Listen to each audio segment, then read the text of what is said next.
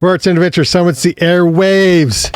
This is the Ogden Arts and Adventure Show with Oberndorfer and Long. I'm R. Brandon Long alongside Todd Oberndorfer. Oh, wait, that's the wrong one. That's the right camera right there. I switched them up. So there's Todd.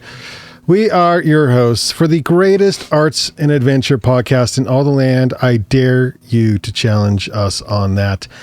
In studio is the world-renowned author, Kase Johnstun. Kase has a new book.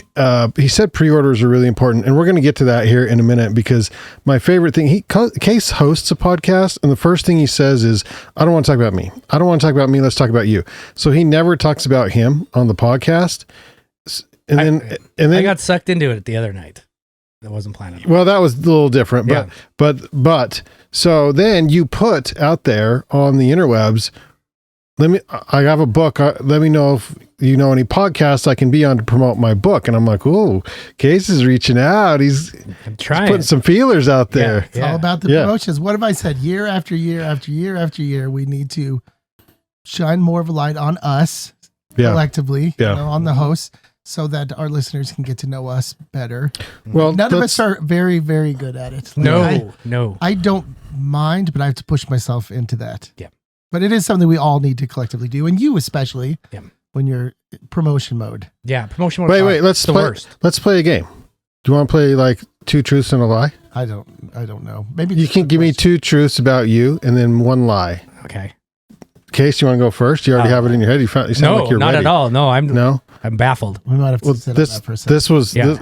Well, you want me to go first? Yeah, I can go first. Yeah. I can go first. Okay. Well, Todd knows me pretty well though.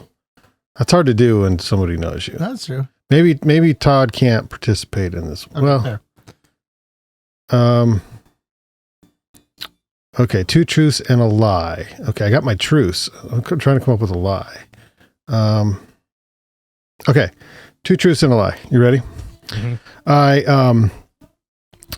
I swam in a swimming pool of a famous soap opera actor.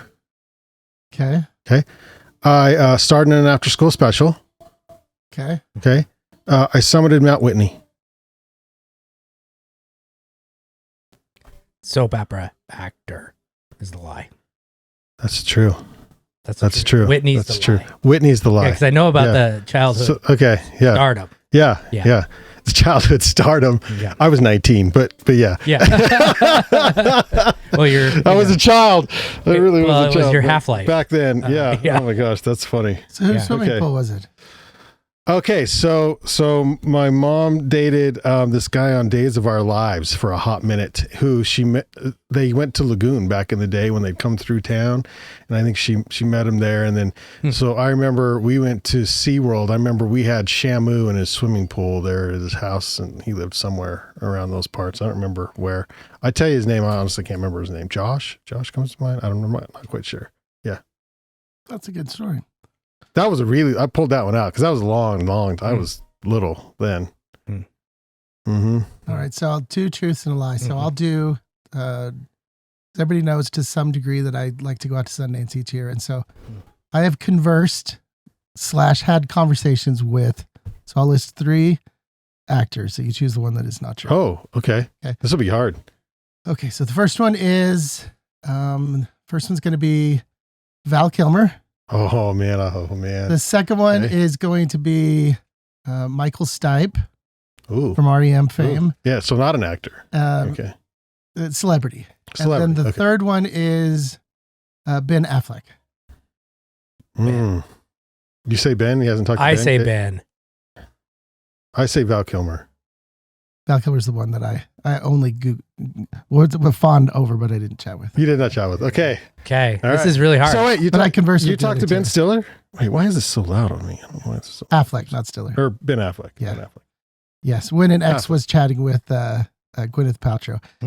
It's when those two were going out. So. Okay. Did you see Gwyneth then? Yeah, well, they were coming down. We were going up, and so we stopped couple to couple. What's that conversation like? Like, hey, Ben, long time no see. I don't know what the girls were talking about, and so it was just, for a second, it was just like an awkward, like boyfriends just kind of like hands in their pockets looking at each other while the girls are chatting, you know? Yeah. And then he probably felt the same way about you. And somewhere he's on a podcast saying, Two truths and a lie. I said one was I talked to Todd. You know, what's exceptional about Sundance, especially if you go to a lot of the parties and just wherever they are a little bit more, the walls are down, is that they have no idea who you are, dude. You could be you could be a producer from okay. And so they're a little bit more comfortable. And so the fact that I did exchange words with, let's be honest, fucking Michael Stipe, that was amazing, right? And that was like the night of nights. But Michael Stipe comes to mind. There's another podcast I listen to called Smartless, and Michael Stipe was on today. And he's exceptional. What was that conversation about?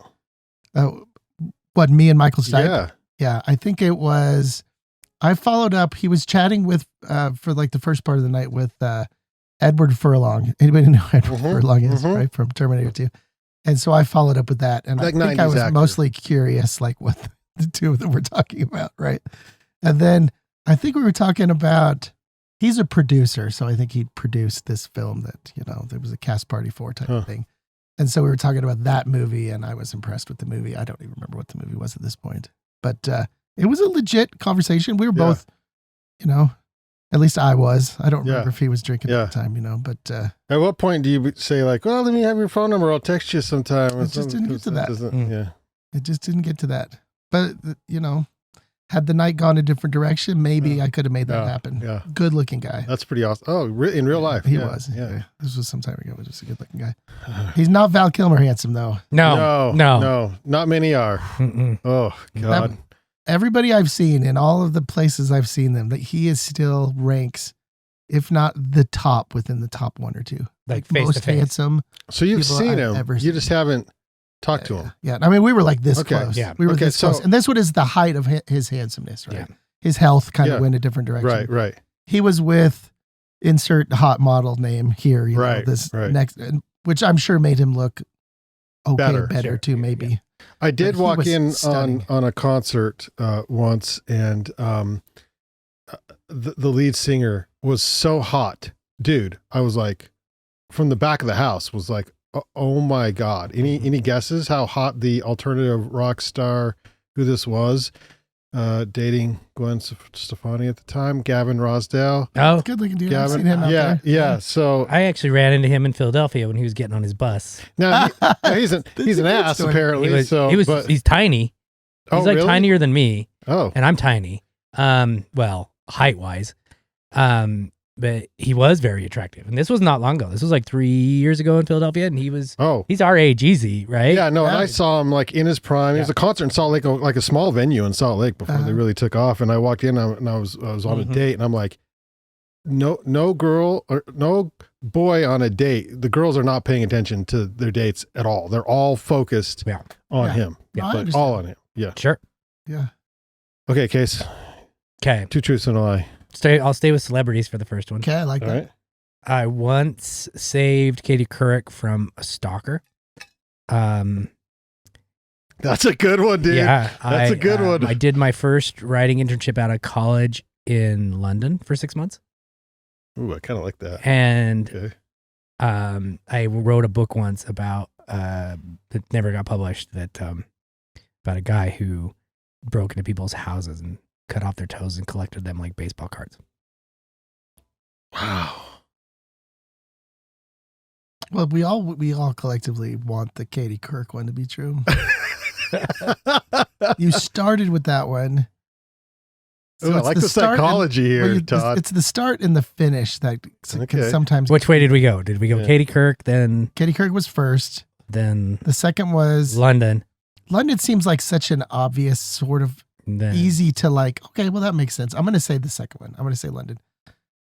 Right. That's my guess. That's the lie. That's the lie. Ah! Yeah, kind of a lie. Well, my first writing internship was in Dublin, so I couldn't think of a really good lie. But so I had to like think of which college was it? Out of college or was out of college? Oh. So I was writing for the Consumers Association of Ireland for 6 months, right during 9/11. I was in Dublin during 9/11. Which was a really interesting place to be where everybody else was here. Yeah, you weren't here. I wasn't here. My parents were actually flying from Salt Lake to Dublin to see me that day. Oh my God. And they got stuck in Salt Lake. They didn't take off because, we're 2 hours behind the East Coast. There were some things. Yeah. It was pretty crazy. Yeah. It was crazy. So they never got out then? They got out like a month later. Month. No, they never got out that day. No. Yeah. Yeah. They never got out. Katie Couric is true. What was the third one? What did I like? What was the third one? The real one. Oh, the book. The toe collector. The yeah. toe collector. Toe collector. Which surprises To me, that would just make sense. I'm like, yeah, okay. I get that. Yeah. I follow that. Well, yeah. Well, it like surprised baseball me cards. because those aren't my books. I've My books are very work literary. right. Well, not. I don't know about literary, but they're very because I don't know the definition of that. But what I was thinking in my head was they're humorous, and so I'm trying to think how do you make this, which would even be better is if that story was humor, a comedy, where this guy's like cutting off people's toes and trading them for keeping them like. Yeah, I actually love the book. My Did it agent have a name to it? The Toe Collector. The Toe. Yeah, my agent didn't like it. She kind of like I sent it to her, and she's like, "God no," because it was not on brand. And so when do you get big enough you can go off brand and put the Toe Collector out there? Because I'm curious. Well, what I really want to do is I want to start my own publishing house, just called Brad Bones. Brad Bones would be my Brad Bones would be my. Is that your pen name? Brad Bones, and he writes things like the Toe Collector. Yeah, that's the way to do it. Yeah. Nobody knows it's me, and I'm Brad Bones. So and they won't hear this podcast, so I think you're good. I hope they do. If anybody's out there and they want to publish the Toe Collector, just write in, and we'll happily give it to you. Yeah. And we'll give you Brad Bones' email address. Yeah, Brad Bones at bradbones.com. Gmail.com. Yeah. We have a caller. They're asking for Brad Bones. Yeah. Oh God. Okay, so Katie Couric you stopped a stalker? Yeah. So we talked about the Olympics briefly before the podcast, and my job was to do one thing, and that was to get. Because as a bouncer, you don't have the height or the stature of something. So I'm trying to imagine. Right. I was like a host. I was like a greeter. So my job was to get all the celebrities for NBC. So I worked for NBC Olympics from their gate, which I got a pass from. I got, because it was after 2001, right after, it was 2002. So it was super hyper aware. So, so I got a pass to meet these VIPs at their gate. Make sure everything got taken care of, make sure people left them alone, kind of like a bouncer, but nobody, you know what I mean? That wasn't in the job description. And get them to transportation. Then transportation had their own job. So I did the same with Katie. And she is lovely, by the way. She is really an amazing person. She's always one of my favorites. Yeah, she's a neat person. She had her daughters with her. And some lady in the airport came up behind her and like put her hands over Katie's eyes like this and like pulled her into her and said like, "I know you, do you know me?" And like held her there for a moment. And my boss didn't do anything. Like, and so I was like, this is weird. Yeah. And so she was like screaming, "I know you, do you know me?" And Katie was frightened. Her kids were frightened. And so I ended up just like having to grab this woman who's quite a bit bigger than I was, and just pull her away from Katie. And so what happened was, at that point, Katie said, "So for the rest of our weekend here, you're on our duty." So I like every time you're on Katie duty. And so I got in the van with them, and we went all the way to Park City. And then anytime they got in the van, I basically just rode around town with them because she trusted you. Yeah, it was really weird. And of course, like because handler guy did. Yeah, my boss. He choked. Yeah. He choked. And so she actually at the end, like we had chatted, and this was right after I got back from Ireland writing. And she said, "Well, why are you doing this job when you have a master's degree in English and writing?" And da-da-da-da. I said, "Well, I love Utah." And as we know, and we'll get into, all of those people are wealthy. Right, of course, right. So I came back and we had talked about where I had just been and writing and all that kind of stuff. She said, "Why don't you just send me your resume?" And I said, "Okay, I will." And of course, the next day I was like, she didn't really mean it. She was just being nice. And so I never it to her. You did not? No, I didn't. I was just like, that's like when I never called back Bateman. Almost exactly the same thing. It is like, because they asked, it's like a callback. Like they want it, and then you just don't, because you lack that self-confidence to just do the thing. And that could have been the break. Or you assume you already knew the answer. Or exactly. Yeah, maybe so. The same thing happened with Tom Hammond, the sports, like what do they say, on air guy.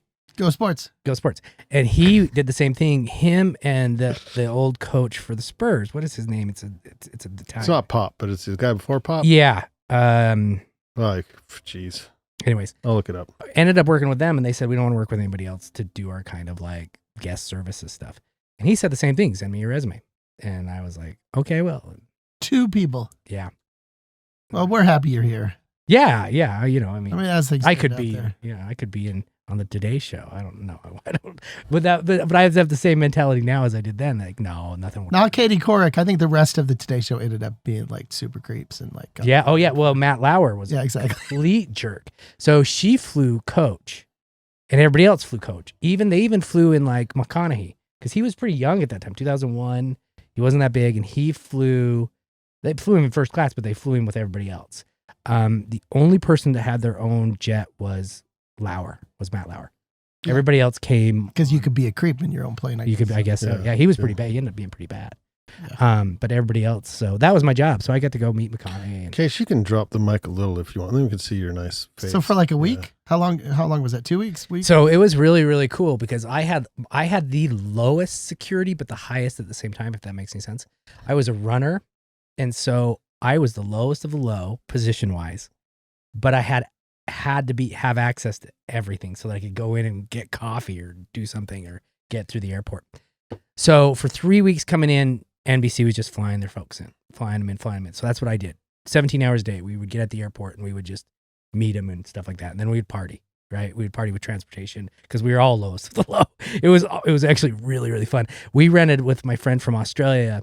We rented, that it's right by the beer bar in Salt Lake City. We're right by, it's not the beer bar. It's the guy from Not the Bayou. No, the Bar guy X. Bar X. Bar X. When it was old Bar X, you know? And we lived there. But right around the corner was this place where transients would just live. And we rented a little place there where a shared bathroom with like transients but we never slept. So we just slept on it was really gross.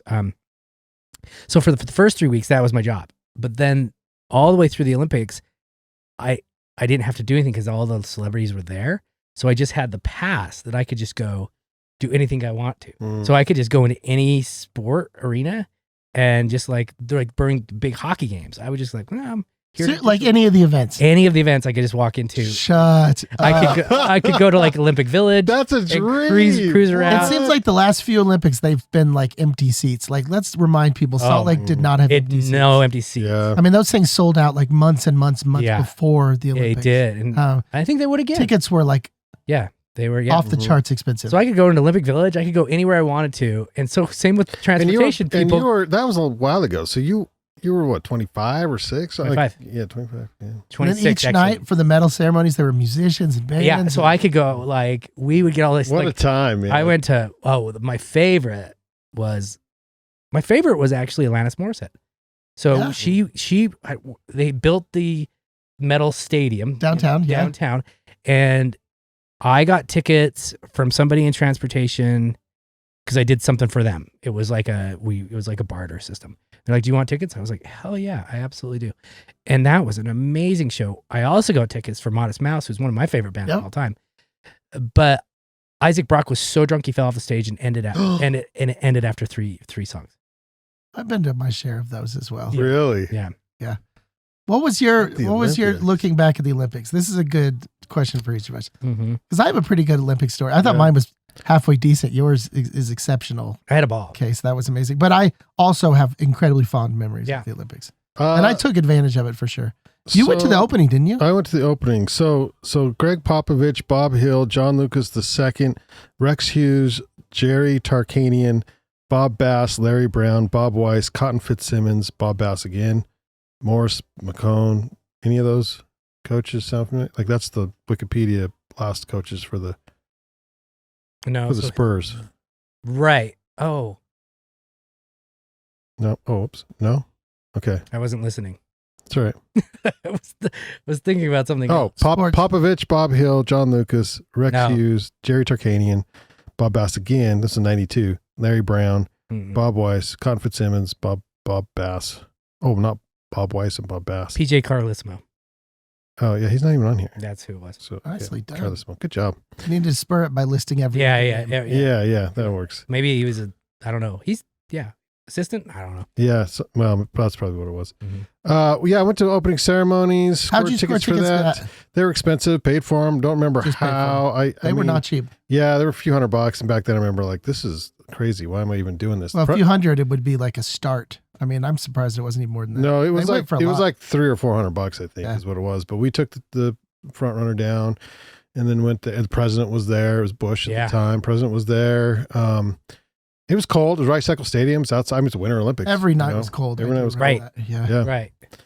And that was, I mean, I can see it. It's one of those things that you can still visually see. Like I can see it. Like I remember it happening. I remember it was long and it was cold, but it was cool. I don't know, but I didn't get to see any of the sports, and I love the sports, and we have some in our own backyard. I didn't get to see any of those. You didn't go to curling? No. Yeah. So would a lot now. I didn't appreciate curling. Yeah. Then, damn it. But we all got into it though, man. Oh yeah. We all got into it. Yeah. My sister was a volunteer, and she worked curling. So she worked the ice sheet. Is that what that is? The ice sheet?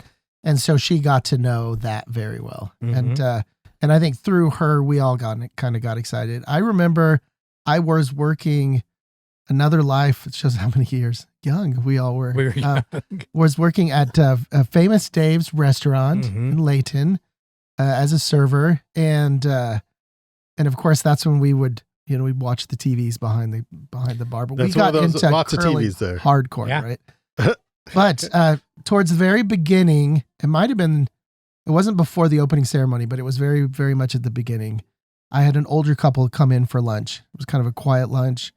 I took care of them as I do. I'm an exceptional server. I was very, very good, right? I don't know if that would be the case today, but I certainly was then. And so anyway, really connected. I'm a little grumpier. And so I really connected with this older couple who was retired, extremely wealthy. They had been to all of the last 40 Olympics, wherever they were in the globe, right? Yeah. And so down to earth, but exceptionally wealthy, right? And so anyway, they had... And where do you go when you're exceptionally wealthy? Famous Days. Wherever the next one is. Well, they were smart as far as choosing a location between all the venues. And so they were somewhere around the Layton-ish areas where they ended up staying, right? Because of location, right? Got and you. so, and that's important to the story in the sense that it was close to the restaurant where they were staying. And so at the end of so we're kind of connected towards the end of the meal. They knew that they didn't have any family in town, and they had these passes and tickets to so many events that they couldn't go to all of them, right? And they had some conflicting ones. And so they said, well, we have a handful of tickets. It was at least 3 events. Would this be something you might be interested in? Right. And of course, you keep your cool. Right. You don't just blow like, yes, right? You don't say, do you have 6? Yeah, exactly. And so I said that would be wonderful. Yeah. Because it was clear that, these weren't available to your layperson, and the cost aftermarket was off the charts, for any of these. Right. And so they're like, well, how about instead of a tip, we leave you, it's like 3 pairs of tickets for these events. Right. Wow. And so they're like, well, we don't have them with them. We have them in our hotel. And I'm like, okay, well, that's the last I will see of these people. Yeah. Right. Or they want you to do something else. Or I'm like, I would have, honestly, that week, I would have gone back to the room. Right. Yeah. I'll be honest. Yeah. We all wanted tickets really bad, Right. Yeah. And so. Demi Moore it. Exactly. And so, for what I ended up getting tickets for, I would have Demi Moored it. Right. Yeah. And so an hour or so passes, and they come back in. They got an envelope full of tickets, and so it was the men's luge finals. It was the men's half pipe. No way. And it was and I can't remember how far into a hockey game. It was a men's hockey game, right? Yeah. And so they came back in, and of course, as you remember, for each of the events, you also had tickets. You could come back to the medal ceremony in the evenings where the bands were playing. So Atlantis was one of the nights I went. Right. Foo Fighters was one of the nights that I that'd be went. Amazing. I can't remember the third one, but I have very fond memories. And I think because of that connection, I went down to the Olympic Plaza every single night. Yeah. Yeah. And April, your sister, of course, she was working as a volunteer down in the plaza or whatever that little area was called. And so, so I went down and said, hey, and Did you, because you had those tickets, did you have to make some rearrangements at work and stuff because you hadn't planned on it? How did that go? I don't think I quit, but I would have. I think probably. Yeah. There was everything was heightened during that time. Oh, yeah. We were all very dialed in. What? And I think that I was a little bit more removed because I didn't get to the opening and I didn't see a possibility of getting tickets to any of these events. Mhm. And then this magical thing happens, Sure, and Yeah. it immediately connected me. At the late and famous days. Right. Thank you, Leighton Famous Days. Mhm. Yeah, exactly. Yeah. Maybe they'll sponsor. That's the direction that but we're going. you're right. It was so cool. My conversation with Katie, she asked, well, why are you here? And I was like, because this is where I live. And the Olympics, the world is here. I will take any job to just be a part of this. And I will never regret it, sleeping on the dirty floor. And I got warts from the shower. It was that cool. It was really that rad, right? I mean, you do anything. You'd quit the job. You would probably quit the job to go see the stuff. For that week, probably. Yeah. Yeah, probably. Because like I said, things were very heightened at the time. And the community was very much behind Oh, yeah. this incredible thing. And we kind of earned it going up to it. Because I remember, let's just say 5 years of road construction in 6-month period of time. Yeah. To make it happen. Because it was all of the things that was necessary to make that happen. And now that it's all this infrastructure is in place, it so ready makes to go. sense. I'm like, Yeah, let's do just it. give it to the city that's done it. Yeah. Right. We Yeah. might not have snow, but let's go. Or Let's do it sooner than later. Right, exactly. Can we go back in time to last year and do it? we talked about this too before, is that we sort of need a few more loosening of the liquor laws. Mhm. So if we could just bring the Let's think back to pre-Olympics. That was Oh my private gosh, clubs. private clubs. That didn't exist afterwards. Mm-mm.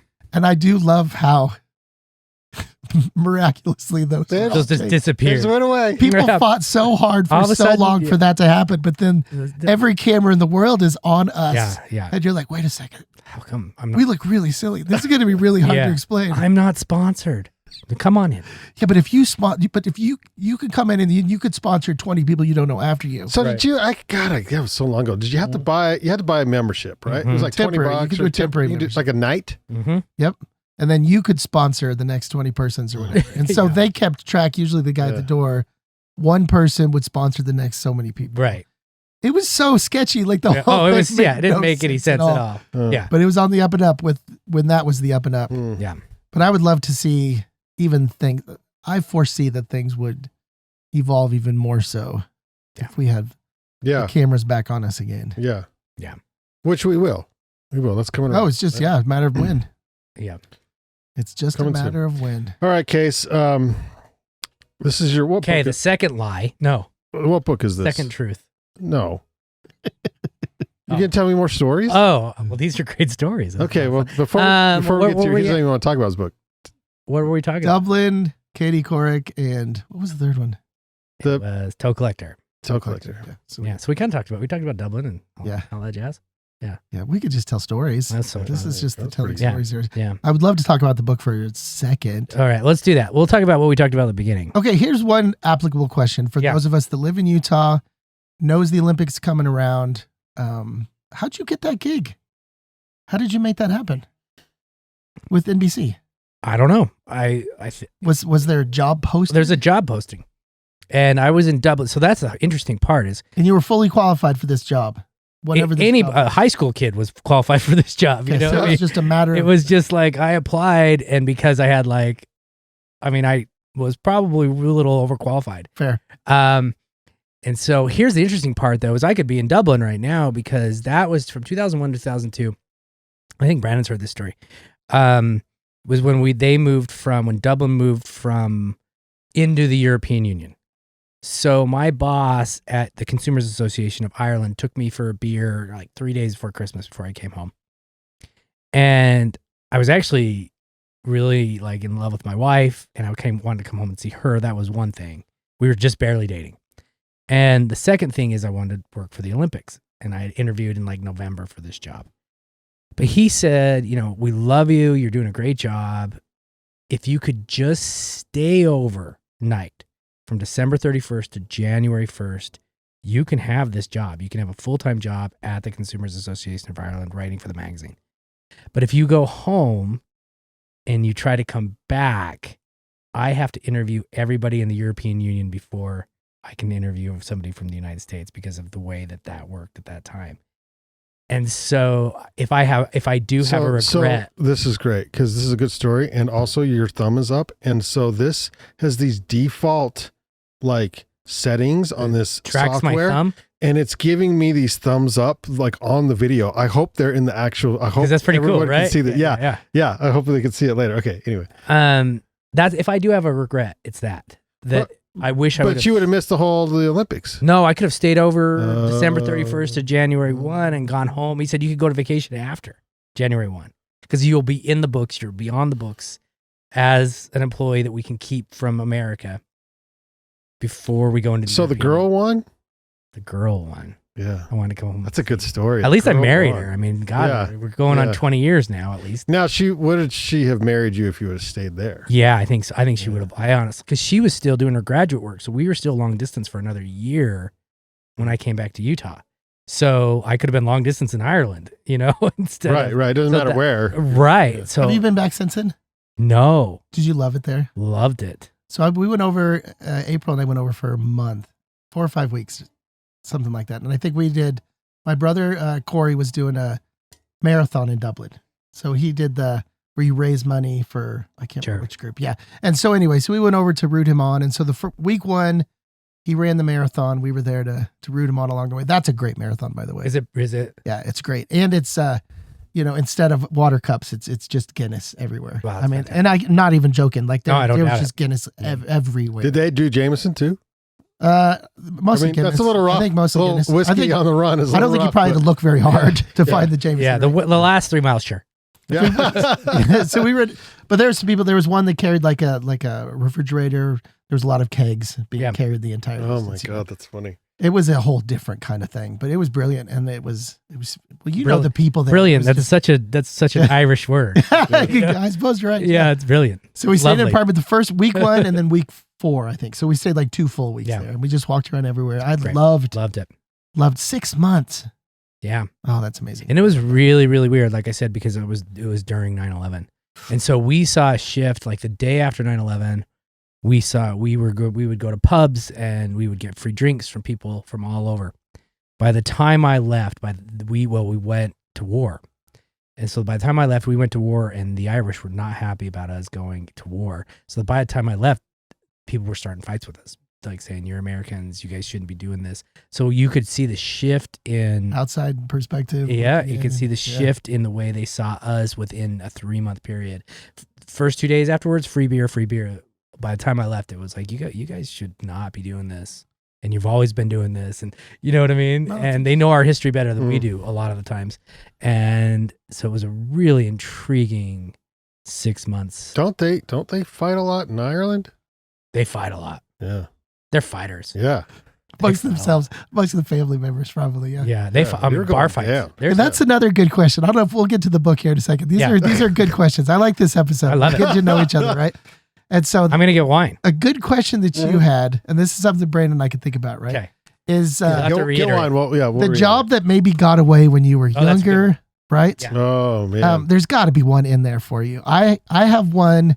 I'll start while you're thinking. Okay. Right? And so, as you know, I went through a spell where I opened like front of house. Like I trained the front of house for I did a couple of hotels, restaurants, and I did like a couple of cruise ships, right? And so I think it was after, so I did a cruise ship from North Sea in Germany to Hawaii, right? That was that incredible journey through the Panama Canal. And have I told you that story? That was a nice adventure. And then the other cruise ship I did was Inside Passage up in Alaska. And so I gained some experience doing that. And I think because of that experience, I was this close. And I mean, within a week or two of working on a cruise ship, an Antarctica cruise ship. Oh, right? My God. Yeah. And so I was going to go on as a bartender, it had basically been worked down to, you're leaving in a couple of weeks to go to Ushuaia, I think is the southernmost place in South America. Yeah.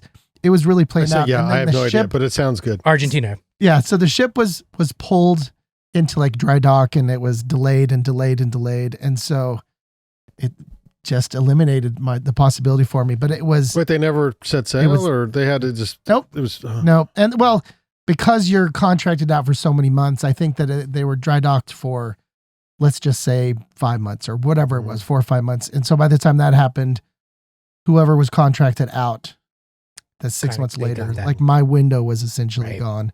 But it was one of those where I worked really, really hard to get to that place. Cause this was a smaller ship. There was a smaller crew. And so each person had to be very valuable, let's just say, right. To them. And it's a very small ship. Like, these were very the ones they small take ships. now, I think, are still pretty small. So these are more of like expedition type ships. Oh yeah, even smaller. Yeah. And so that's the one that got away. And even to this Which day, both of you guys with your beards could totally pull off being a captain of a ship right now. I am a captain. See, I was I don't watch the show. I was below the decks. What's the You're name of that series? Below decks. Yeah. You'd be the captain though. Yeah. You would not be below. But when you worked there, you were. When I below was deck. below decks. Yeah. Okay. I don't think I was having the fun that these kids are. There was some tomfoolery. I'll be honest. Yeah. In fact, there was But quite a bit. You don't have a lot of time. I was a good do kid.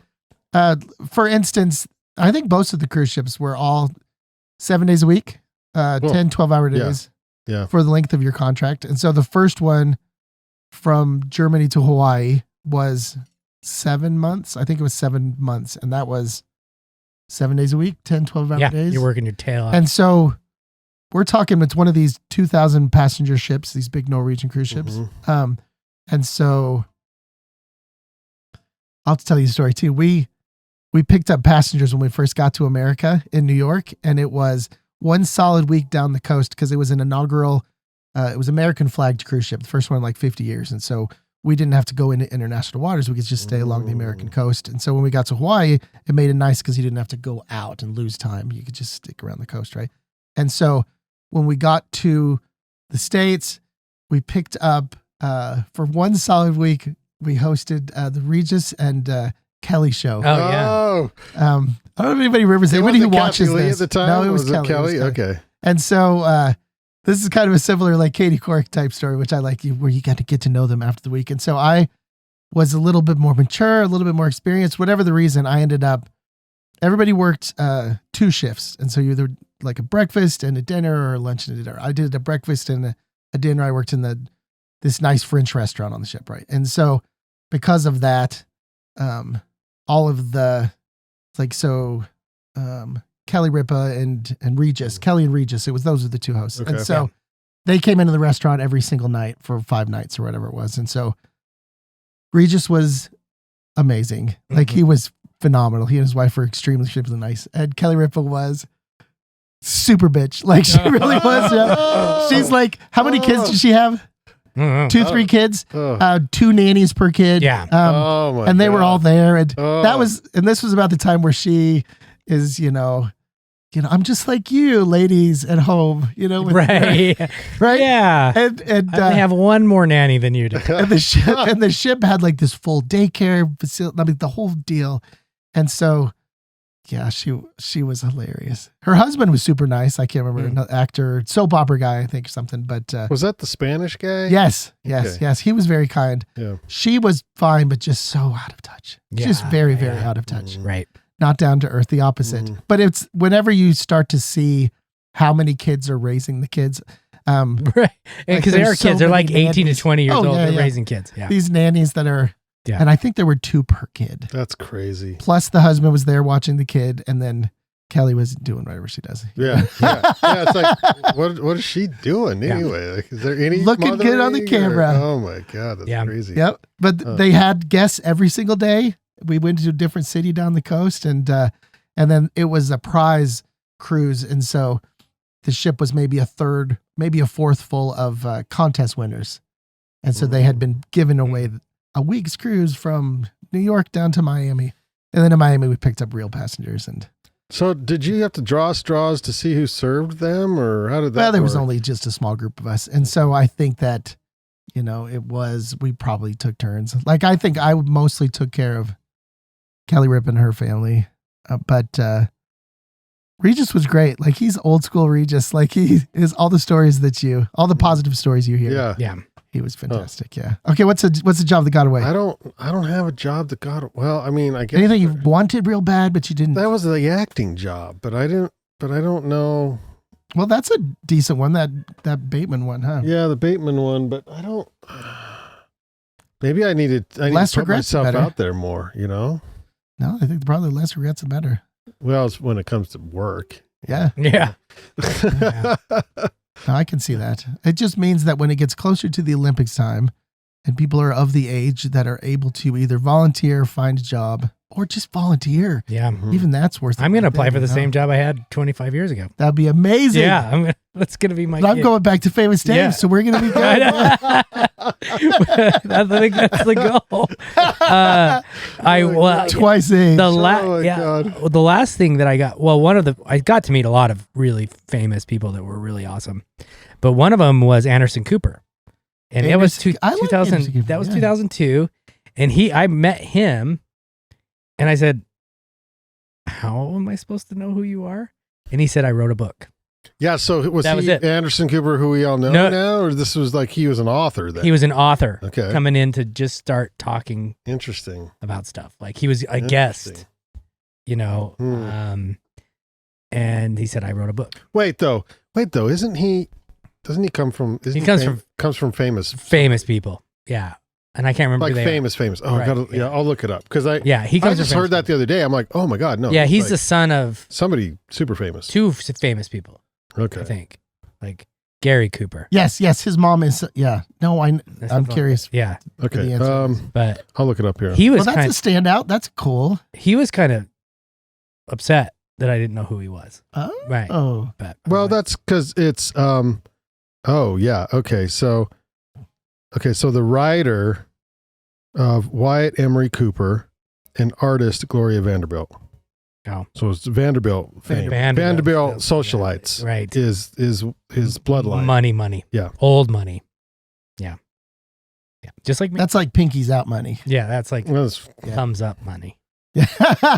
that's like the rich people on Titanic money, Yeah. you know? Yeah. The rich people Yes, exactly. in that bubble who went down to see the I don't know about Titanic. those guys were idiots. I mean, I'm sorry. I feel that's a terrible story, and I can't believe I just said that. But it I was really feel more like so the more that was you learn afterwards. It was horrible, but Yeah. why? There were so many red flags. That was not a good idea. Oh my gosh, I feel so bad for those people. That was The duct tape should have been a giveaway. You just had to look God, a little Yeah, closer. yeah. He's like, They- oh, use this Nintendo remote. It'll get you there. Yeah, Like, come on yeah. now. Gum. Oh, is it too early? Because that was really sad, and Mm-hmm. that shouldn't have happened. That shouldn't have. Where's the regulation? Like I'm anti-reg. I don't like regulations, but what the hell? There's got to be. You're going to the bottom of the ocean. Yeah. There's got to be regulations for this. Like, Yep. what the hell is that? There's got to be a certain grade of snot and spit that is tested. Yeah, you can't just go to Home Depot and build a thing Yeah, that's like yeah. goes that far down. Oh my god! Which I am going to do with the sauna, which is off topic. with the sauna. The sauna. I'm really. Wait, you go to the bottom of the sea with no, the I'm going to sauna? go to Home Depot and build one. Oh, fair homemade enough. sauna. Yeah. Okay, yeah. Yeah. Yeah, but Yeah, those aren't cheap. that's on No, but- YouTube. yeah. That's You on make your own, Instagram. You yeah. can do that. You can't. There's no other video. Well, I'm not going to die. Oh, Right. 100%. You could learn how to build a submarine on YouTube. I guarantee. Oh, yeah, you Oh, could. yeah. Yeah, Yeah. yeah. And I'm sure it's one built to how deep? I don't know. As long as Oh, the a submarine? hose from your backyard No, a goes. submarine, yes, because believe it or not, I mean, there's some. If you look at the first submarines, They're they're pretty. they're like guys down there going like this. Yes, they that's really it. they They really really are. actually are. Like Yep. guys do, Yep. and they go Yeah. yeah. It's And there's a wi- little like wi- periscope. It's you know? basically a straw. Yeah. that Yeah, goes up. Yeah, it's pretty cool, but that's a submarine, but that's not like down to the depths of the ocean, all the way to the bottom of the. Like you touch the bottom of the ocean in the middle of the wherever the hell the Titanic went down the Mhm. Atlantic up there by Iceland, Greenland, somewhere up there. A studio in Hollywood, It never happened. Come on. right next to the moon landing set. There's- They are next to each other. They're right though. next to each They're other, right yeah. next We're to each talking the other. deep question. Yeah. yeah, literally. So overall, those weeks, Anderson Cooper, give me one more celeb, one more. Well, McConaughey, he was a nice guy. Now, what was he there for? Interview. He was going to be on the Today Show Was he just promote something? just to promote something. But there were a lot that came through. Lots that came through. There's a lot of guests there, I guess. Yeah, so they would just come through and that was our job. Where'd they shoot? Like, where did they shoot the interviews and things? It's a great question. I don't remember. That wasn't your. I didn't get that. I mean, I got really close, but then, yeah. I think they used the NBC studios, the one downtown where the affiliate ones, where they have the windows to the to downtown, wherever that is, Wells Fargo building. Or See, that's the time. Oh, I just remembered my job. I got a story. Good, Oh, good. yeah. See, that's what we needed. No, I got a story. I applied for the host of the morning show for Park City. Park City TV. You were overqualified. My qualification was I'm a DJ at Weber State. That was my That's qualification. when they were. I remember when they posted the job. Yeah, and I didn't get it. They gave it to. I thought I crushed it. I thought crushed it. I was like, good interview. I did great because you have to actually go and do like a fake set. Yeah, like you do a fake morning show. But not everybody. Was it the second interview where you did? Yeah. It had to be. You had to make it through. Final interview. Third? It was the final interview, and so I went back and I even bought a wardrobe. I bought like nice Park City looking clothes and stuff. And I'm like, God, I'm from Ogden. There's no way they're going to corduroy and scarf. Yeah, totally. Boots. Yep, totally. Nanny. And they hired this guy, and he's fairly He bought the nanny before he got the famous about the nanny. Yeah, local radio host out of Salt Lake or something, and he got the job. And it pissed me off because I was like, oh man, I really wanted that job. Cause I was into it, man. Like that's what it would have been perfect for me because I was going to dedicate my life to it. Like that was going to be, I was going to show these guys a good time. We're just going to take that to the next level. And I was going to be a television host. That's what I was going to do. And I was good at it, I thought, and I didn't get it. And like, there's not a lot of opportunity in Utah for stuff like that. No, so when you don't get that, you're like, small market. Okay, I'm screwed. Move on. And the guy quit like a month later, 2 months later, probably 6 months later. I don't know. But he quit really soon after that. Do you think that was a sign of the job that you dodged a bullet? Or Yeah. was it he got like I looked it up because I don't know if it was LinkedIn then, but I did look it up and it was, MySpace? it was basically a promotion. Like he got a gig with like one of the bigger channels in Salt Lake, doing something or a radio station. I think, you know what I think it is? He might even still be there. I think it was the BYU campus radio station. I think is what it was. If I remember right, and he was like in charge or something.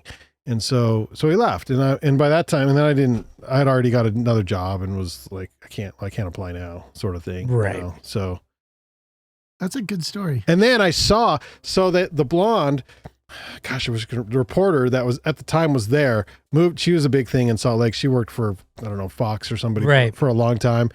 And I saw her, cause you know how we're involved in the community and lots of times the sets come out, and that she came out to cover, I think it was a climbing festival or something. And she interviewed me for the climbing festival and, I think that was it. And then, I remember the spot's live, and I told her, I'm like, hey, I don't know if you remember, but I auditioned for Park City TV and when you worked there. She's like, no, I don't remember. She was honest. She's like, I don't remember, And then afterwards, she's like, you would have been good. I'm like, what? I knew I was freaking good at that. And that other dude freaking quit. She's like, no, you would have been good. But then the job's gone and then it's gone. Yeah. Forward and onward. Yep. No, but that's a good story. I like that. I forgot. See, that's how much it hurt. I totally forgot about it until you mentioned, Kase, for the down, because I'm picturing these people in the news station down in Salt Lake, and I'm like, oh yeah, I tried to do that once. Yeah. But we wouldn't be here. We wouldn't be here having a glass of wine. The best podcast studio in Ogden, in the state of Utah. Are you kidding me? In the state of Utah, yes, absolutely. And probably in all the western states. I mentioned this in the meeting this morning that this Todd bundle of states. This bundle of states. This bundle of states. Yeah. Todd was not there for the meeting this morning. He missed it.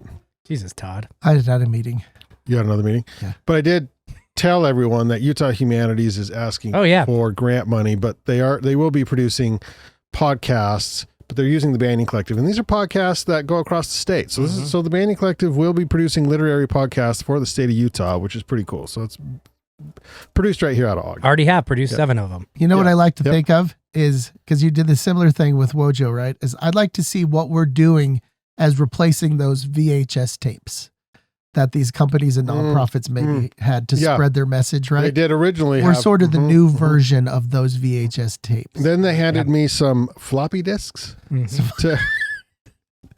to download to the show download. too. They're like, well, we have an intro. It's on this, and they handed me like the floppy And disk. they gave you 10 discs. Yeah.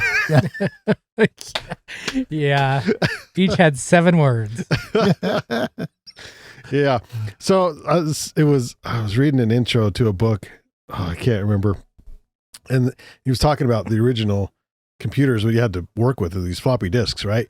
And it was like, in other words, because you try to explain it to people who would understand now, if you were to download the new, because it was the internet speed, right, at the time. Yeah. If you were to download the new update to Fortnite, he's like, it would take you like 7 days or something like that. Oh, like, yeah. Like it wouldn't like where it takes like 40 minutes or something now, but it would take. I wonder if you could even do it. Yeah, probably not. Yeah. I mean, it was crazy. Yeah. The newest, biggest upgrade for the iPhone took me 25 minutes, and I'm like, what am I going to do for 25 minutes? Play Fortnite. Because it was off like you couldn't touch it for 25 minutes. Yeah. And it's right And it was there. like 1.5 terabyte. It was some giant number, and I'm just like, Yeah. I can't imagine having to wait that long. You for grab your iPad. the other device. Yeah. Yeah. You move over. That's so funny. Yeah. Where can we pre-order your book? Okay, so we had nothing about, by the way, but where can we pre-order it? Because I could do this all night, but we're gonna have to wrap it. So there's multiple places you can pre-order it, and none of it hurts the book. So like people hate Amazon. Yeah, but this is what you're trying to explain. Because back in the day, authors would say, "Don't buy from Amazon," right? But that's okay now.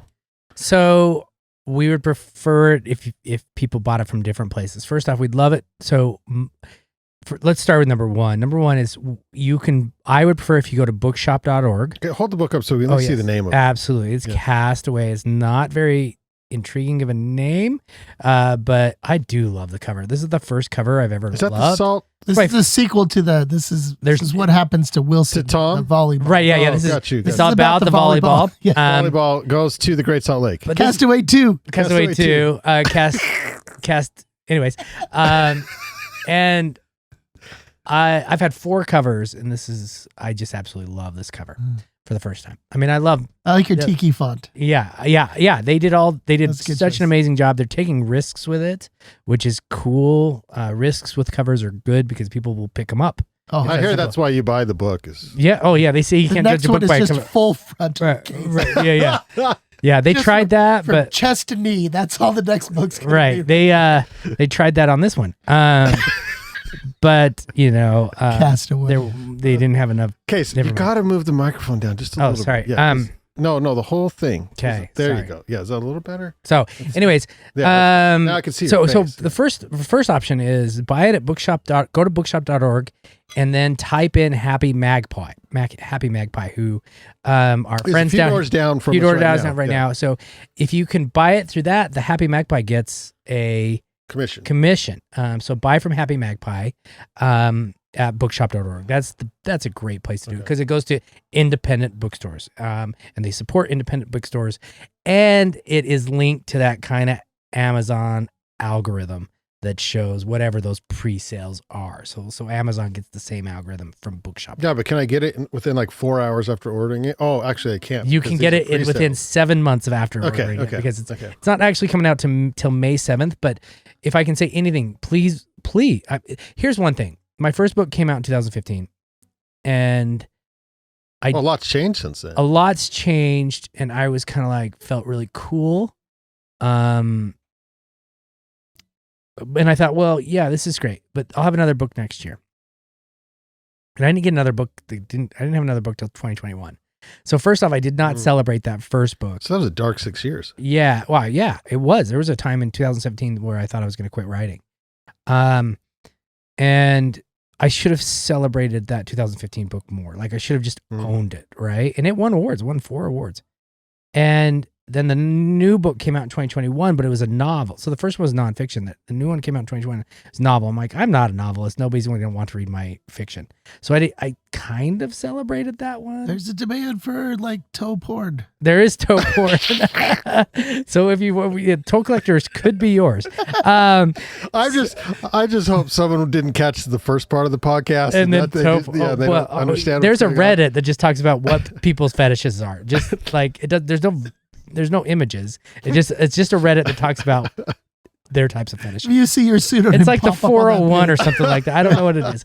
And so then that book, I was like, nobody believes that I'm a novelist, but that one, that was a finalist for multiple awards, was named one of 20 books for the Women's National Book Association. And you're not a woman, which is... And I'm not a woman. I was one of two men who got the award, which to me, man, that was a huge to me because it meant my characters who were women in the book, I think it resonated, which is really cool. So with this one, like I'm doing Instagram stuff, man. I'll do these podcasts.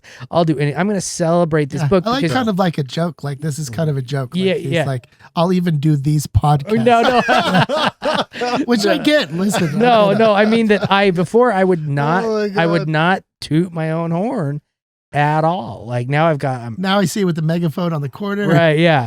So you're learning because you don't know too. if you'll never, one thing I've learned is you never know if you're going to have another book. Got it. And this one, You never I know if you're really gonna make it back to the Super Bowl? right. Okay. And I believe in this book. And so now I'm better at saying, I'm going to just bother people with this book. Like I'm going to say, go buy this book. Like, go buy it as a but how pre-sale much because of it that changes is the that life you of a now book. trust that what you're selling is good? It's a big part of it too. Okay. But at the same time, it is that idea that I'm not young. Mhm. And I may never get another book deal. You may never get another book deal. I think I learned that from the first book, from the You second may not book. get out of this trailer alive. Right. I mean, Don't there's know. wine is being poured. It's flowing from the boxes. We're on hour 3. Yeah, I know. But I am with this book. I'm like, I believe in this book. I think it's a fabulous book. When did you write this book? So this book I've been twiddling with since 2012. Okay, so this is Whoa, something that's what? interesting to me is when people are promoting their projects that they did Yeah. 10 years ago or 2 years ago, whatever it is, like how fresh is this story still to you when people are wanting to talk about it?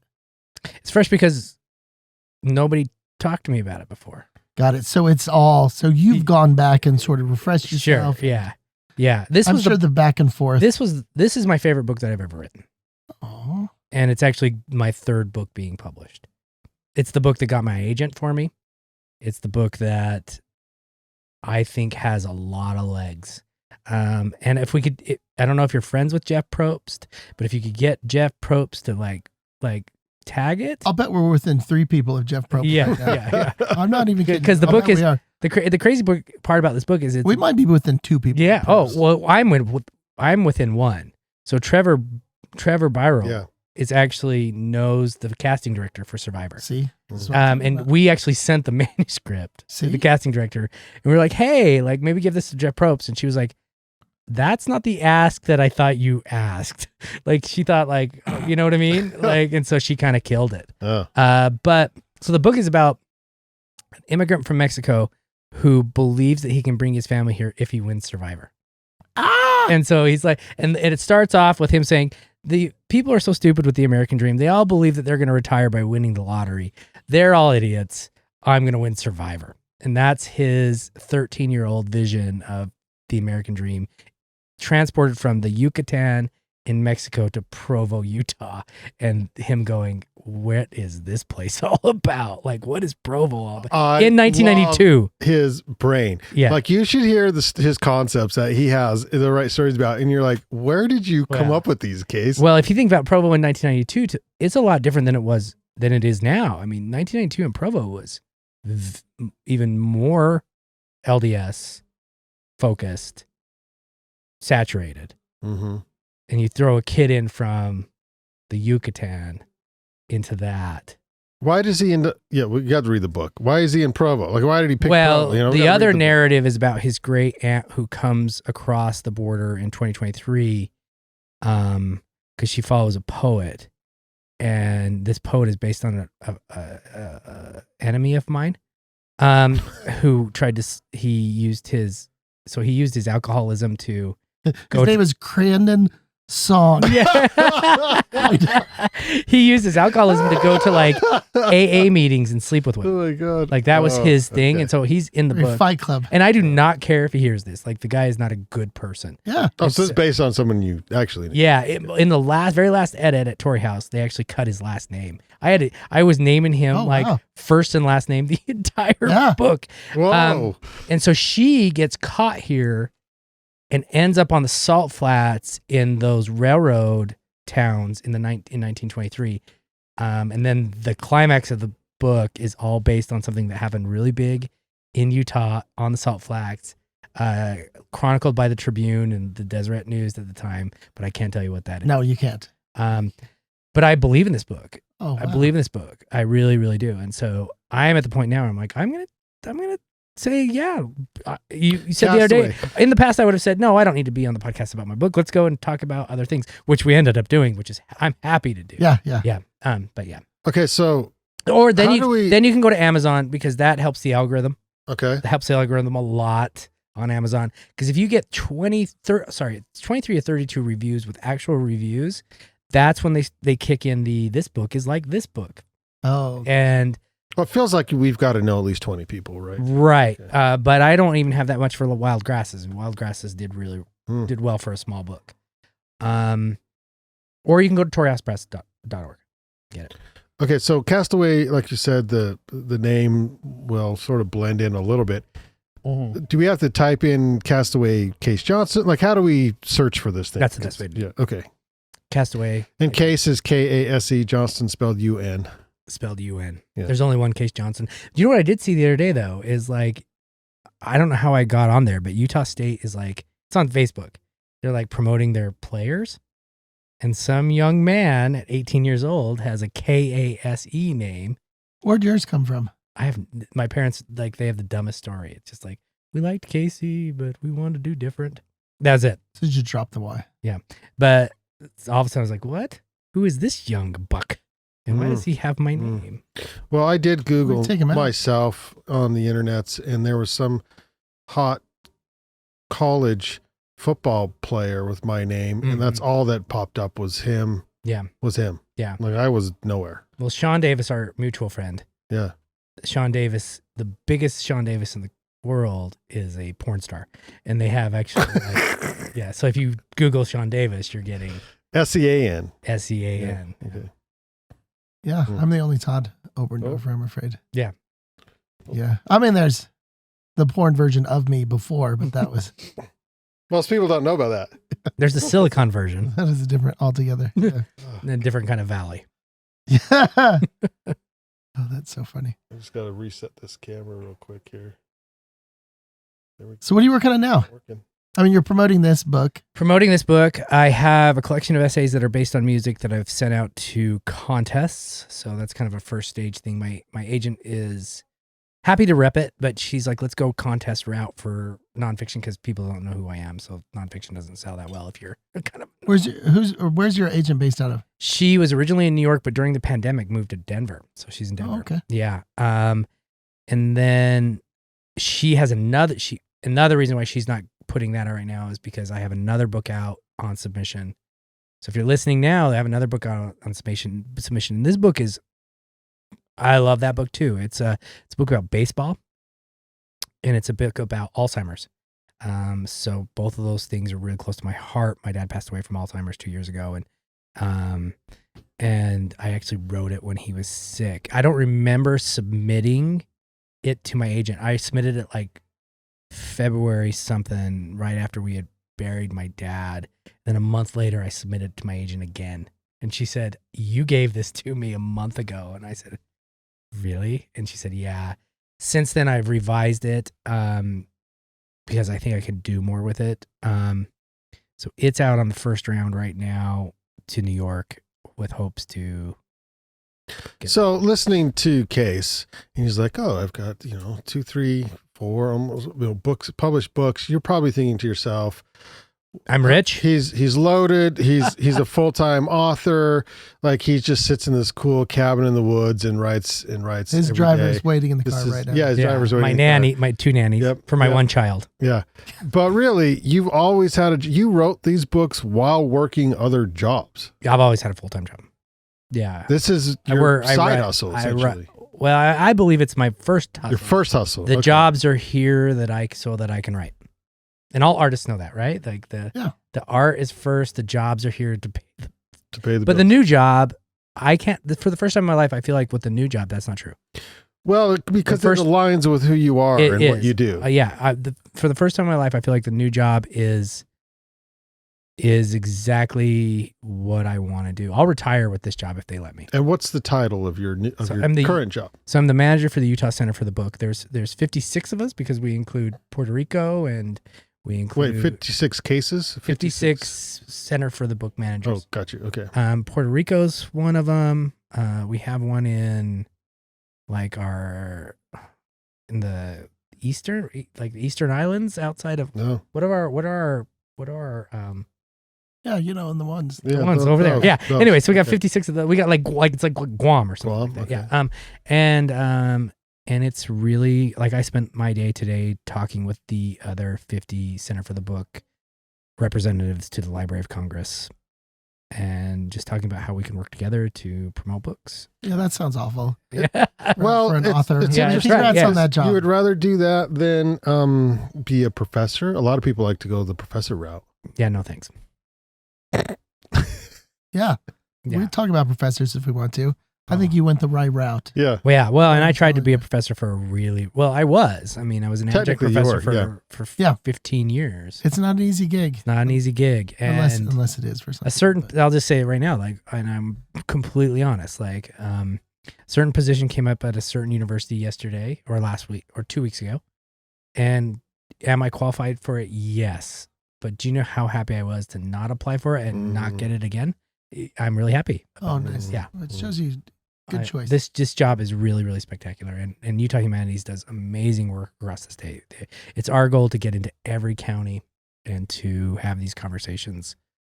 When it kind of blurs the line between those things, between the different passions, it's a good. It's I don't even know if it's blurry.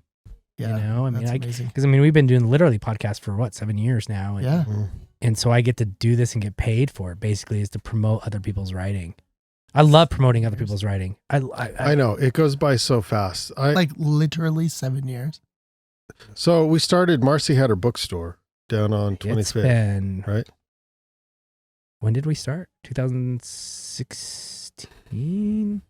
Yeah, because we did some in my house in Mohawk. Yes, we did. And we were there in 2016. That's a great story. Yeah. So what's the new podcast? What's the Banyan doing with? Well, he can only do Bible swears. So only Bible swears. This is fun because we did the literally podcast for years. Were we getting ready to swear a lot? And we were getting ready to swear a lot. But the literally podcast had no rules because that's our show. It's Banyan. Yeah. Banyans we don't do rules around here. But now he has bosses and people who pay for it, and so they suggest that Bible swears would be are okay, but ass damn hell, and outside of that, you gotta watch that. So outside of that one little restriction, it's basically the same thing. I think you look deep. You could probably find some fucked up stuff in the Bible. Oh yeah, yeah. Oh yeah. So if we're talking Bible swears, yeah. Well, if you're creative too, if you're creative. No, but that's obviously a step that we made. That was deliberate and because we started at Weber State and you can't have alcohol at dry campus and you can't swear on the air. And listeners, you couldn't have listeners, you couldn't swear, and you couldn't. Yeah. It was all positive. Oh my God, that feels like that a lot, actually. Yeah. Then now I just slammed your mom and maybe my mom, and I didn't mean. Our moms always listened. So shout out to moms. Shout out to moms. Yeah. My mom stalks me on social media. Like all of a sudden, wake up in the morning and there's like 8 Instagram posts. I'm like, I'm popular, and it's all my mom. Our last van sessions, the lead singer was like, my My grandma's in the crowd. Sorry, Grandma. Grandma was in the crowd. That was great. Yeah. Oh, I love that. He had to apologize to Grandma in advance before he sang his songs. So. Oh my gosh, that's so funny. Yeah, that was good. So what's the name of the new podcast and when's that coming out? And It's called It's called Book Your Shelves. Shelves. No, wait, not Book Your Shelves. Check Your Shelves. Check yourselves. Check your shelves. shelves. It was check yourself, but there's one or multiple. There was multiple, right? Yeah, there's at least two, but they're defunct. Essentially, they're not. But we I don't know, why decided did we change it? to be safe and to not confuse it with the ones that have already been put out there and stuff. We, even though they're not currently active, we just went with check your shelves. I like that. It opens it up to it's a plural. Yeah. Really nice. So. Check Your Shelves. It's from the Utah Humanities. And so is that the new literally, or is that? Yeah, we just To some we're not degree? doing literally because Yeah. this way we get paid to do. Book Your this is Shelves, the great so, thing is that yeah. we can Transitioned into. payment, That's just which is nothing but fabulous. Yeah. Like official contract and that great. How often are you planning on trying to record those? once a month. I think in 2024 we'll do once a month from January to August, and then we'll probably do like 7 in September, like we did this year. And the 7 in September will be the lead up to the book festival. So once a month from January till, and like the last one we did counted till August will be just kind of other stuff. The 7 in September will be authors that are very specific to coming to the book festival. So are you still doing your drinking occasionally one? We haven't done that for a long time. Bourbon, Beer, and Books. It comes up for a sometimes. good time. Go to Bourbon, Beer, and Books. That's a sporadic. That's a little off. But don't call yeah. it. Don't just wipe that one off because No, we did a deep I hear dive requests on that one sometimes, actually. Jaws, which was Really probably one of the better episodes. Oh yeah, it was bad. It was Because- great. Yeah, it was. Yeah. We were very drunk, but it was also a very good discussion. I learned a lot. It's a about really good Jaws. book. Yeah, It was utterly unlistenable, but it was. A Yeah, good it really time. kind of. Well, we lost Sean halfway through. Dory and I were out here on like Literally one lost little him. microphone that was the only one working. Oh, we that need- was the one where the orchestra Yeah, was playing. yeah, A it full was- orchestra set up outside our studio Yeah. and As was they do. practicing, As right? they And do. so we were like, and then only later did it dawn on us, why didn't we have him practice like the theme song to, Yeah, oh, to that's Jaws, good, yeah. which would have been. We need to do more of them. It's just we just need to do more of them. Yeah. Those were fun. Well, the problem with that one was, and I'm just trying to get this camera back on, but the problem was that, I don't know if it's a problem, but we had such great talented artists all over Yeah, America, right? And so to get these people on the same time schedule and first they all got to read a book, the same Right. book, and then you got to get them like on the same like a book club, time. Yeah, Yeah. book club, and it's hard to keep everybody like drunken book club. yeah, it's really drunken. Which is there any other kind? No, I mean, no, they That's don't. true. Most book clubs don't even read the book. They just drink the wine. I've been invited to book clubs for my books, and I go there, and like a third of them read the book. The rest are just drinking wine. I just didn't read this one, but let's talk about it. The author's here, and by the end, they're like, "I didn't actually read the book." You're like, I know. I'm like, yeah, I know. I could see it in your face going like this when you, Which this is great. Now, Kase has read every single book to everybody we've interviewed ever. yeah. I'm And pretty so- good. But I bet he could BS it. Could you think you could BS it if you had to? Well, I have BS'd a few. Okay. You know that. I've BS'd a few. Well, I was trying to give Yeah. you A few, a few. but most of them I read them. But they'll never know which one it was. No. Because we did such a good job with that. The So. research we do on our guests, no one would have any idea. Yeah, basically, it's like, okay, tell me your name again. And What's the last name? what's your last name again? Okay, who do you work for? How are you arts and adventure related? I actually think we've started a new podcast tonight. I don't know what this was. This was. This is get to know you our- episode. So Yeah. this is actually probably the precursor to my dream that Todd's got a hint of, but I haven't come really out, and I haven't come out yet and told Todd who I really am, what I want to do. Yeah, but tell your mom first. It's well, I don't. She's going to say yes, so Right, she yeah, doesn't yeah, count she loves because you. she loves us. But it is the Oberndorfer and Long podcast. That would be nice. And the Oberndorfer and Long podcast, what I see it is interviewing artists and people who are professional artists and adventurers like yourself, and like figure like what motivates them. How did they get from point A to point B, and how did you do that? You know, now we're slowly moving because we started as Ogden Outdoor No church Adventure. swears. Right. No church swears. Yeah, we have to full swear. You can swear everything but church swears. fudging, dang it. Okay. I find that fascinating to me and I feel like it would be valuable to those, because those people who are budding authors, budding whatever, budding painters, budding mountaineers. I mean, anybody who's trying to, it's such a tough road to do. And I, there's all these success podcasts, and they sort of, many of them are, they're featured in like buying real estate or investing in, but I'll tell you what I'm interested in is I want to see how you namaste your ass into paying for like a car and a house for your family, meaning that lifestyle and that whole way of basically staying true and finding your bliss and still making what you need to support what you need to without having, like, what's the minimum 3-4 jobs to kind of get to that place.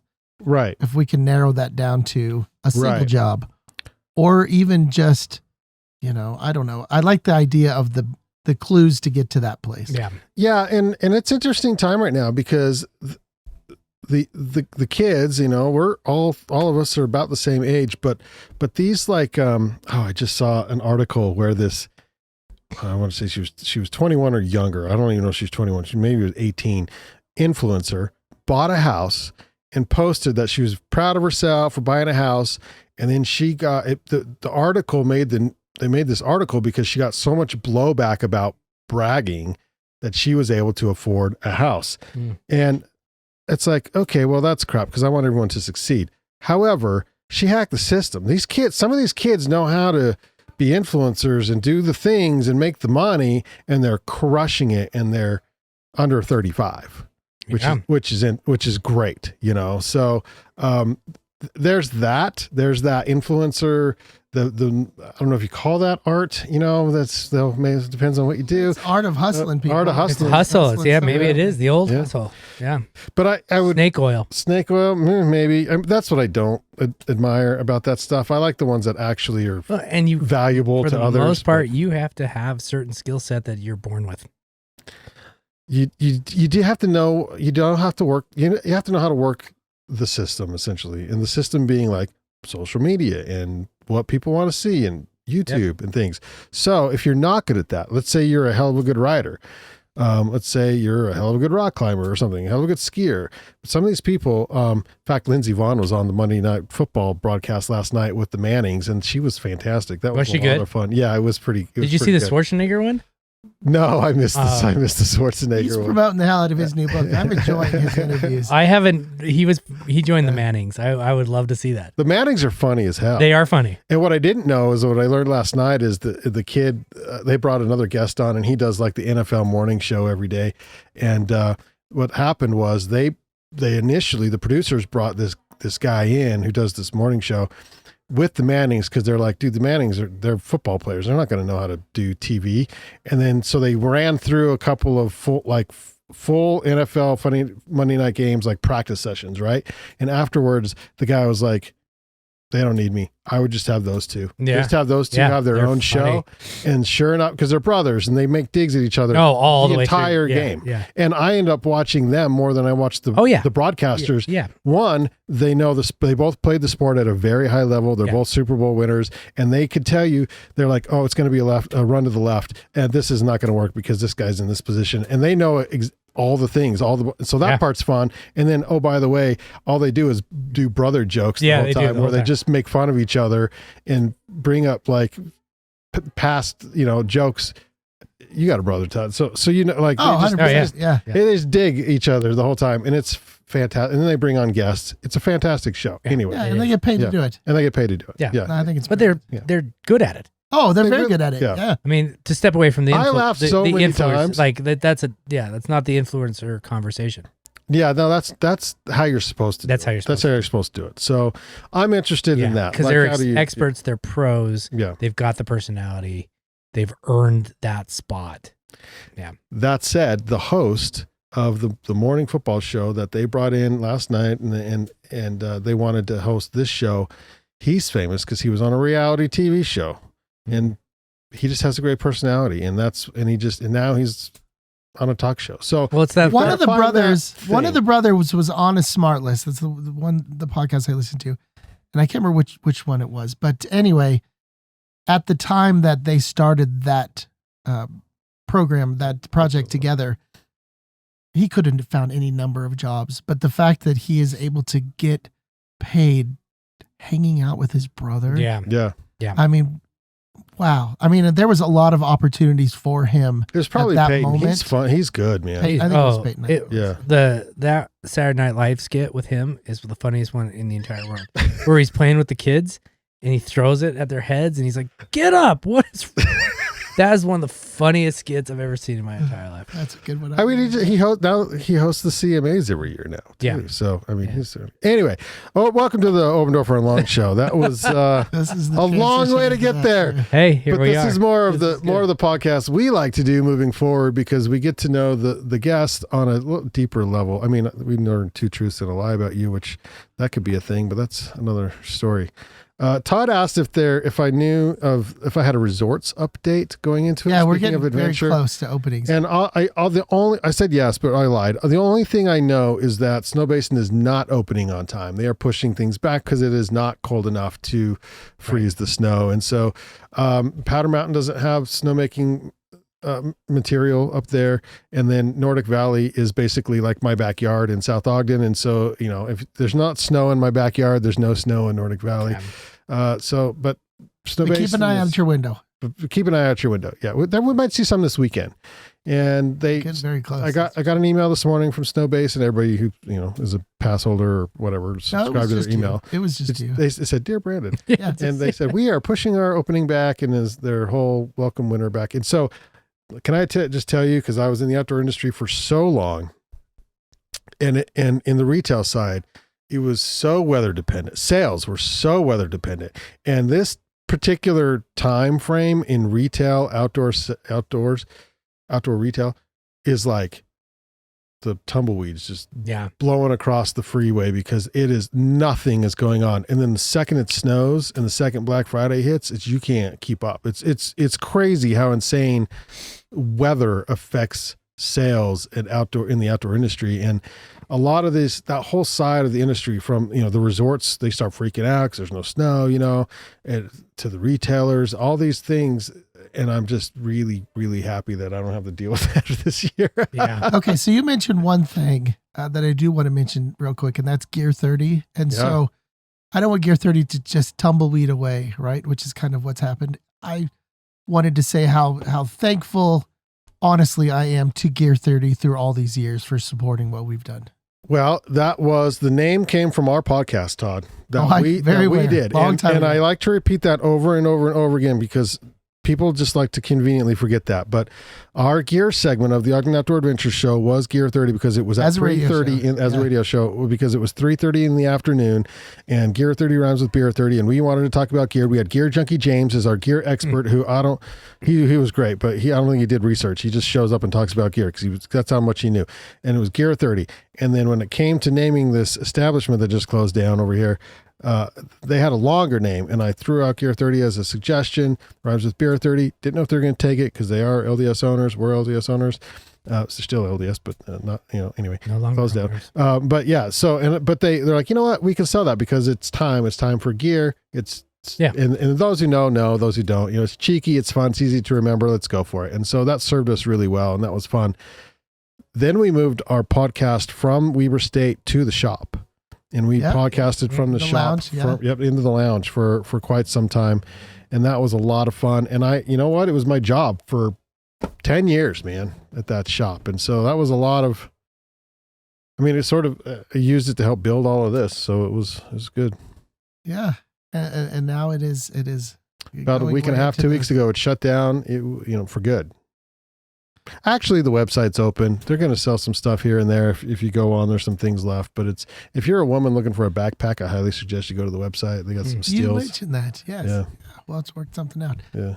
Any thoughts of what's going in that space? Do you know? Have you heard? So this is funny. Deanne, the Ogdenite, posted that all those places closed. So Wimpy and Fritz closed down. The Chicken's place closed down. Slackwater moved years ago. Gear 30 closed down. She's like, what's up with this little section over here in little Ogden? And then somebody commented on there, I heard a salon's going in there. Okay, listen, I'm actually one of the owners. Okay. Like I saw him, I met the real estate agent. Like I saw him listed. Like I know I'm there often. I'm talking to the owner. I have no idea what's going in there. I don't think he sold it. He was on vacation last week. He was not even in the state. And this dude posts, "Oh, I heard a salon's going in there." Okay, maybe this guy knows something I don't know. So it's definitely a salon. Maybe it's definitely a salon. Which I'm like, okay, cool. That would actually be a pretty freaking cool salon space, you know. A big salon. But that said, I'm like, this is how rumors get started because I haven't heard. I'm still going there. Because I text the owner, I'm like, hey, there's couches and stuff here. Do you mind if I pick some of these up? And he's like, yeah, grab some, take this, take that, whatever, blah, blah, blah. So, I heard, but there's a salon going in there? I'm pretty sure it's a strip club that's going in there. It's like, that's what I heard. Yeah. So you heard the same thing? Yeah. No, I'm just hoping. Yeah. They're really big windows, by the way. Really big windows. Yeah. Oh, yeah, yeah. I didn't know all those very other places. tall poles, poles, top to the, Yeah. Those are very, very tall poles. I didn't know all those other places closed down. I didn't know. Wimpy just was like last week. And then the chicken place. Yeah. Hmm. Yeah.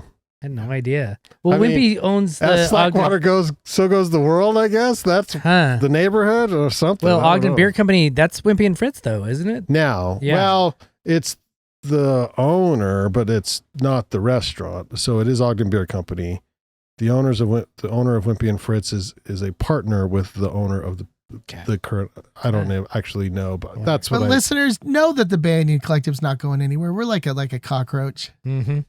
You can't kill us. No, there's really. I mean, we're always going to be here because it would be nice, if certain things were happening more. But at the same time, it's like we obviously do this for the love of it. Oh, yeah. I would love. This is a great way to spend a Tuesday night. Yeah, into Wednesday. Yeah, we're good. Let's, this has got to be one of the longer ones, right? Let's see. Let's check the time here. I love every minute of it. Actually, we're going to go an hour and a half on this one. That's pretty good. Hour and a half is doable. Yeah, I probably would last. That's not quite Joe Rogan. I would last most of this episode. Actually, so Joe Rogan does like this, I think so. Another hour and a half. He does 3 hours. He does 3 hours. How often? Once a week, 4 days a week. 3 days a week. Yeah. Where do people find 3 hours every day for 3 days a week? Jobs they drive. Driving the drivers. jobs. Yeah. Wow. Mm-hmm. All right, we got to step it up. I can do another an hour. More. We still have box I've got wine some out good there. stories. I've got some good Sundance stories. I've just touched on a few. You clearly have some NBC stories. I've got so many stories. I want to know more about my life. My life is Yeah. stories. Yeah. Like life is stories. my life is stories. Literally. Yeah, like the essay collection that I'm shopping out about music. It's just stories. Listen, one of them's Taylor Swift. Taylor Swift story. Michael Hutchins story. Michael Hutchins stories. Losing my religion was Radiohead stories. Yeah, I've got stories. God, we got to do this more regularly. Yeah. Yeah. All right, and they're just some of them like really. You're gonna try to. You're gonna try to close. I was gonna try to close it. Sorry. No, you gotta find a window, dude. No, I missed it. All right, so one more story then. So Michael Hutchins. No, you can close it up. So that's a man that I had a crush on for a lot of Hutchins. my youth. It's a good-looking guy. Yeah, well, he's sexiest man of the year, Todd. Was he? Yeah, he was. Oh, I saw Patrick Dempsey. It was the new one. He's the new one. Yeah. Well, Michael's pretty good actually. Michael can't apply anymore. I mean, I guess he could, but Patrick Dempsey's getting old himself. I saw Hutchins. Hutchins not alive, so I saw him. Depends on if you 2 weeks before he hung himself. Oh. So we were in Park City, and it was we were in Park City, Deer Valley, and it was a small concert, like I don't know, 4,000 people for In Excess. That's not big. No, like 3 years. In fact, 3 years. During COVID, it was during COVID. The Cure, they played, I don't know what channel I was watching on TV, but The Cure had a show that they replayed that was in England somewhere. And I was like looking at the massive crowd and was like, this will never happen again. And then I saw an NXS concert. God knows where this thing Wembley was. Stadium. Was it Wembley? And the giantest thing I've ever seen in my life. That record was just broken at the same stadium by what's his name? He's British. Redhead. Not like Simply. Oh, new young guy. Pretty young. Ed Sheeran. Sheeran. Yeah, he just broke the NXS record Really? from their Kick album. No. Because that was the a imagery from that was stage. insane. And I'm watching that during the midst of COVID where I'm like, yeah, that will never Wembley happen Stadium. again because you're shoulder to shoulder, chest to back, completely filled. What was it, 20,000? More. And Ed Sheeran broke it. Just broke really? It. Yeah, for the first time since 1987, 91, something like that. And we were at that Park City show 4 years later, and that's what the essay kind of touches on, that there was like maybe 4,000 of us. And the album, which I absolutely love, I think Kick is the album, right? Kick has everything. Listen Like Thieves, though. Listen Like Thieves is so good, but I actually think that their last album together, Elegantly Wasted, was their second best album. I think it was honestly spectacular. Every song was good. The thing about Hutchins, though, is that he got... So, I don't know if you watched the documentary. It's called Mystify Me, which is so amazing. Another good song. Another amazing song. And he, like 4 years before he hung himself, a taxi driver, he was riding down the road on a bike I think it was in London, and a taxi driver hit him. And he hit the ground. They found out in his autopsy that his frontal lobe was damaged so much that he could no longer probably taste food, taste wine, enjoy sex. And he was this person, his life was all about those things. Like his life was wine and women, but he was actually a monogamous for most of his career. But he was, so they think like he got, when he passed away, he had hung himself, but they think it was autoerotica. But they believe now, looking at his brain, that he was just trying to feel something again.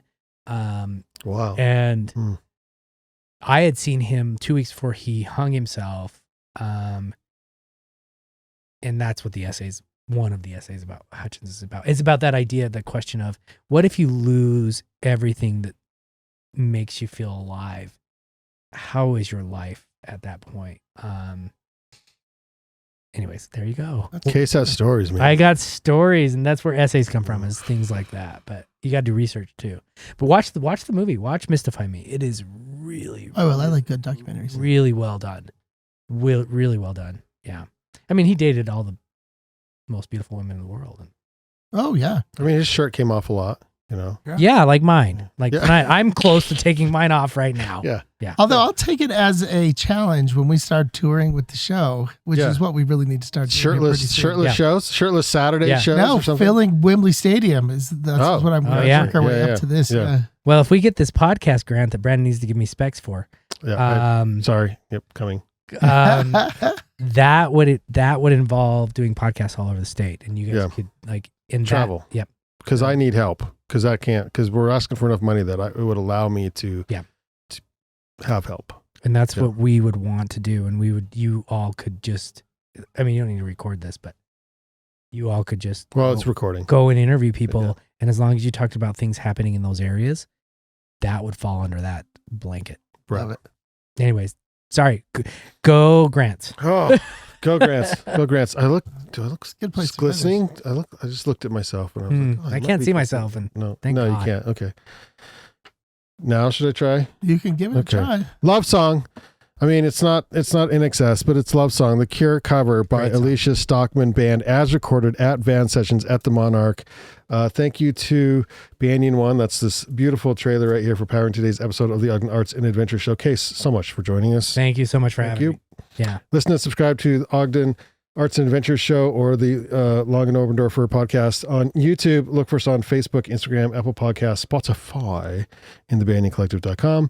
If you want to be on the show or, why do you think Spotify's fancier than the rest? I like always it better. go into the fancy talk with Spotify. I'll be honest, I can't. You subscribe to Spotify? I can't stand Apple Podcasts. What? Why? Yeah, I can't. I listen to everything on Spotify. We just started Spotify. We were on Amazon Prime for a long time. I don't understand Spotify yet. We switched over to Spotify as a family. I can say so much better. So I can say, Alexa, play this Spotify playlist. It's fantastic. Yeah, the playlists are so much different. The algorithm, like Amazon, it would play the same things. Spotify gives you great. And you're like, holy shit, I have not heard that forever. Yeah. And then you're like, It learns what you like, yeah, and then it has suggestions, and they're really pretty good. Yeah. It's how I find the new music and new songs, because it used to be, you have to listen to the radio all day, and the DJ would play a new song, but Spotify's trying to do that for you now. Mm-hmm. All right. I'm glad you brought that up. Thank you. Anyway, there's that. Side note, I also downloaded Tidal. So I use Tidal now, but the reason I use Tidal is because Tidal is very similar to Spotify. Their algorithm's not as good. However, they pay their artists more money because it's actually I think it's a rapper who started Tidal, but it works with JUKEBOX. And, I'm trying to be a DJ. So JUKEBOX is a DJ. You are a DJ. Thank you. Do you DJ? Yes. Then you are a DJ. Yes, okay, thank Do you write? You are a writer. Do you run? You are a runner. You are a runner. Thanks. Yeah. Do you podcast? You are a podcaster. So Tidal, you can load into your JUKEBOX software. And so when I go to an event and play music from Tidal as a DJ, then those plays count towards giving that artist plays and potentially money and stuff. Where if you just go and illegally, but nobody ever knows, play like a Spotify playlist, you're supposed to download the music, right? As a DJ, you're supposed to find it somewhere, pay for it, download it. And so Tidal is helping you build a collection with, anyway, it pays the artists. Go Tidal. Never heard of it. Yeah. Thank you. Their software, their algorithm's not as good as Spotify. I'll tell you that, but it's cool. Yeah. Learning. Okay. So back to the closing. Back to the closing. Good luck. Alicia Stockman Band on Van Sessions at the Monarch. We'll see you on the next Ogden Arts and Adventure Show. All right, this is a cover tune. I'm releasing this in February. I think it's going to make a good Valentine's Day song.